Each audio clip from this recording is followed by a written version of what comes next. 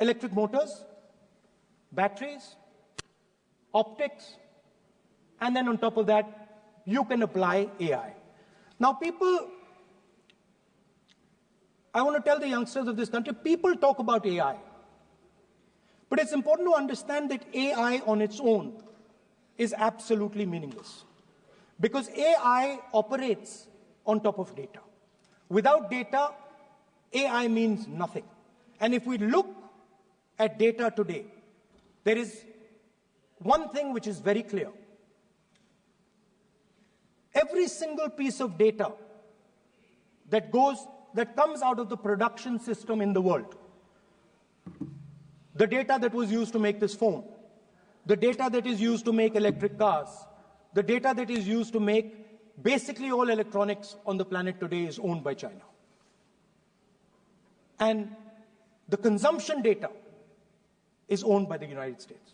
In China, the consumption data is owned by China, but in India, companies like Google, companies like Facebook, companies start to introduce the idea of a completely new way of moving, a complete revolution in how things move. We would start teaching our children in schools about batteries, about electric motors, about how these things combine, about how drones, robots, electric cars are structured, how they will work together. And most important, we have to start building a production network so that we can get access to production data. Now, what would we focus on? We would not give you a laundry list. China has at least a 10-year lead on India in this space. China has been working on batteries, robots, motors, optics for the last 10 years, and we are behind.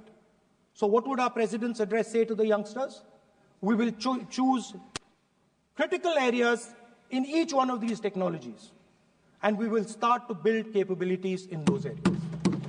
The second thing we would do, we would ensure that our banking system is not captured by 2 or 3 companies that basically do not allow you to build a production system.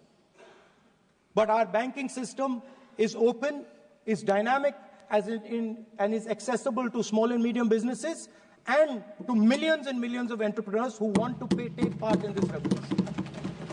Our foreign policy would take into account this revolution. When we talk to the United States, we would not send our foreign minister to invite our prime minister to his coronation. We would not send him 3 or 4 times, please invite our prime minister. Because if we had a production system and if we were working on these technologies, the American president would come here and invite the prime minister. So it is important to understand where